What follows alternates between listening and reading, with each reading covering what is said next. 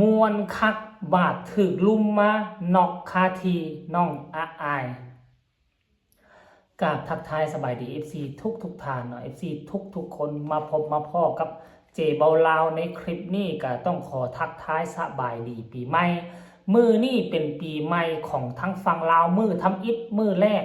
แต่ว่าของพี่น้องชาวไทยนั่นเป็นมือที่สองเนาะท่านผู้ชมเนาะมือนี้จะมีกิจกรรมหลายอย่างบ่ว่าจะอยู่ในนครหลวงเวียงจันทน์บ่ว่าจะอยู่ในหลวงพระบางเนาะมีกิจกรรมที่ว่าเป็นประเพณีฮีตของอันดีงามของคนลาวของพวกเขามื้อนี้พวกเขามีนัดหลังจากกินข้าวแล้วตอนนี้พากันไปเลาะตลาดนัดไปเลาะซื้อเครื่องซื้อของและสิ่งของที่สำคัญนั่นก็คือสิ่งของที่จะไปซื้อออกมาแต่เช้าก่อน 7-8 โมงเช้าต้องเอามาฮอดเฮือนเอามาใส่ปะปนใส่กับพิธีกรรมต่างๆและเอาไปย้ายอ้อมบ้านอ้อมเฮือนนั่นน่ะเนาะหลังจากเฮากินข้าวเที่ยงแล้วพวกเฮาก็จะลงไปที่ดอนกลางแม่น้ำโขงอยู่ทั้งหลวงพระบางมีเกาะมีดอนได้อยู่กลางแม่น้ำโขงเป็นม่องเฮ็ดพิธีกรรมเปิดปีใหม่ลาวเปิดศักราชใหม่อยู่ที่นั่นเนาะท่านผู้ชมเนาะแล้วบาดนี้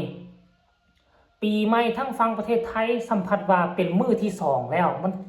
คาดเคลื่อนกันมื้อนึงแล้วก็ทั้งบรรดาวงหมอลำเนาะในวงการบันเทิงต่างๆก็พากันเฉลิมฉลองโดยเฉพาะคือแวดวงการหมอลำทุกเวทีทุกวงทุกคณะลิ้นกันม้วนเหมือนต้นเต้ยล่าซอดแจ้งพากันสาดน้ำพากันเอาแป้งมาโพกกันมาปะแป้งกันอุ้ยมาทาแป้งกันละเนระนาดผู้ที่จะเจอซึกนักนั่นก็คือคอนวอยสันตัวบัดนี้ผู้ที่จะเก็บเวทีจะทำความสะอาดเวทีเพราะว่ามีแป้งแล้วก็มีน้ำเอามาโฮดกันน้ำกับแป้งมาเจอกันมันกับผู้แหละกองมุนอุ้ยปุ้ยอยู่ทั้งพื้นเวทีสันตัวเนาะแล้วกับเลื่อนไปเห็นหลายคลิปที่เป็นคลิปสั้นที่กับเจ้าละเล่นกันเนาะโดยเฉพาะผู้นำทีมก็คือน้องอายกับพอนกพงศกรจับแป้งคนละกระป๋องยางไหลผู้นี้ยางปะผู้นั้นโอ้ยสนุกสนานก็ยังว่าปีหนึ่งมันมีครั้งหนึ่งท่านผู้ชมเนาะ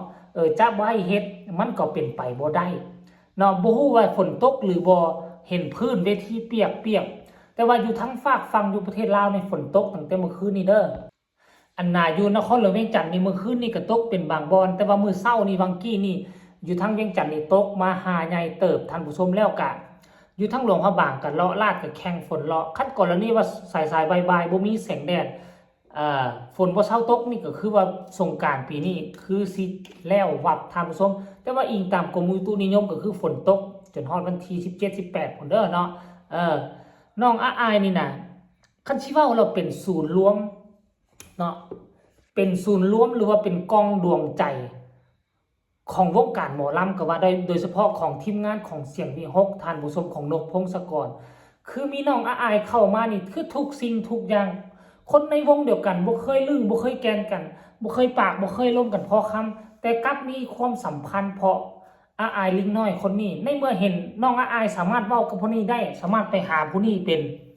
สามารถไปหาหมดทุกคนอยู่ในวงได้มันก็เลยดึงคนในวงมาหากันท่านผู้ชมมันเป็นลักษณะแบบนี้ได้ค่อยมีคลิปเนาะขออนุญาตจากเจ้าของคลิปเด้อเอาคลิปเล็กๆน้อยๆมาฝากมาต้อนเนาะตอนอายถึกลุมนี่เป็นจังไดทั้งพอนกทั้งอ้ายภายในวงเอากระป๋องอันน่ะแป้งคนละอันมาพ่นใส่หน้าพ่นใส่หัวน้องอายอุ้ยเอาไปเบิ่งแล้วจึงมาพ้อกันในช่วงต่อไปเด้อ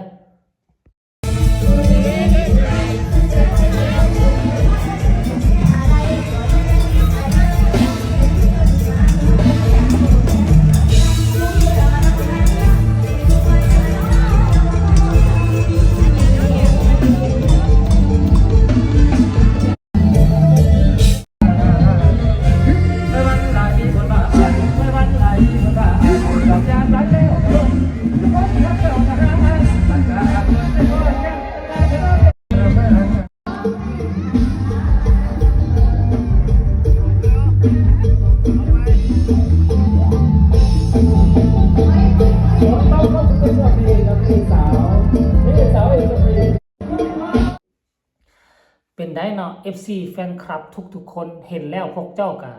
น่าจะมีความสุขดังคือค่อยคือกันเนาะถึงว่าค่อยนี่นะบ่ได้ออกไปลิ้นดอกตามเป้าหมายเพราะว่าม่องค่อยอยู่ห่างจากตัวเมืองไปก็ประมาณ30กว่าลักม่องที่เขาเจ้าลิ้นม่องที่เป็นจุดใจกลางเขาเจ้าลิ้นคล้ายๆคือถนนเข้าสารอยู่ทางฝากฝั่งเวียงจันทน์ส่วนใหญ่เขาเจ้าก็สิลิ้นอยู่แถวเส้นริมโขงเส้นแคมของเวลาท่านผู้ชมเส้นประตูไซลักษณะนี้นะแต่ทั้งม่องเจเบาลาวอยู่ห่างจากใจกลางนครหลวงออกมากะโอ้ย20กว่ากิโลเกือบ30กว่ากิโลเพราะฉะนั้นก็สิหากิน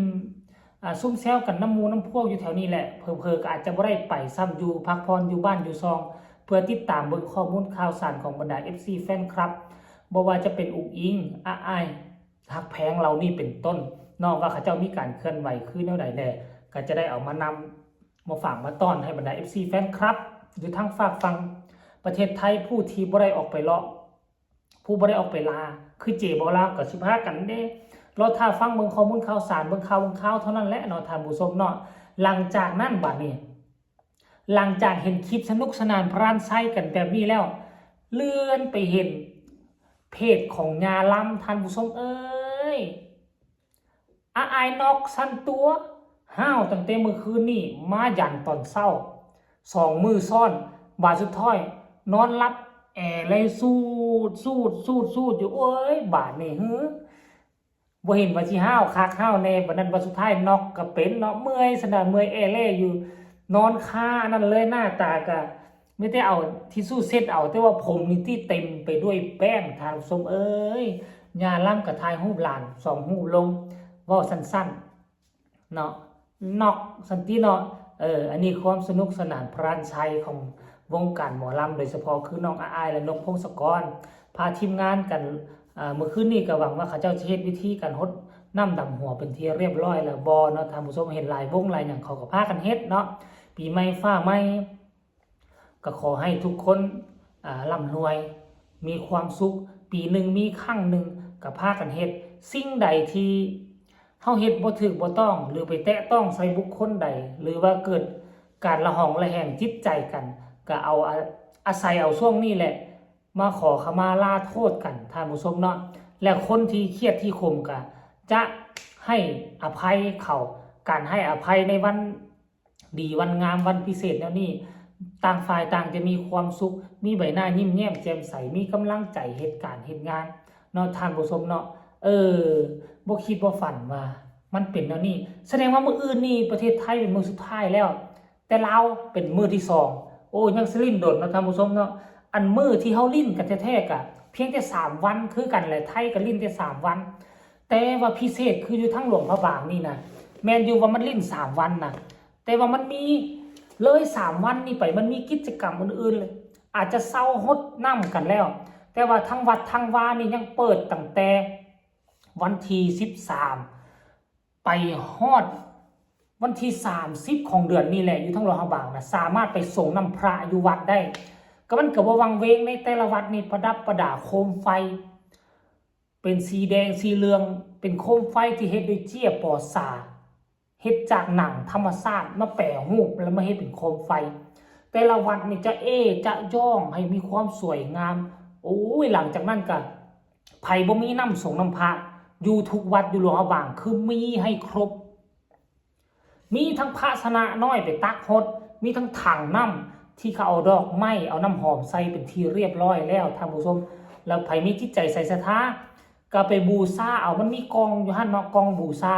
เฮาก็ไปให้1,000 กีบ 2,000 กีบผู้มีก็ให้10ให้20,000 กีบแล้วก็แล้วถ้าผู้บ่มีบ่ให้เพิ่นก็บ่ว่าหยังแล้วแต่จิตใจใส่ศรัทธาแต่ต่างจากอยู่ในนครหลวงเวียงจันทน์นี่เขาจะหายเป็นตุ๊กมาขายให้ซุมเฮาเนาะท่านผู้ชมมันละเป็นลักษณะนี้มันมีความแตกต่างกันไผมีโอกาสก็พากันไปเด้อขอให้พี่น้องชาวไทยและก็ชาวลาวจงมีสุขภาพแข็งแรงร่ำรวยพบกันใหม่ในคลิปหน้าสำหรับคลิปนี้ขอกล่าวคำว่าสบายดีปีใหม่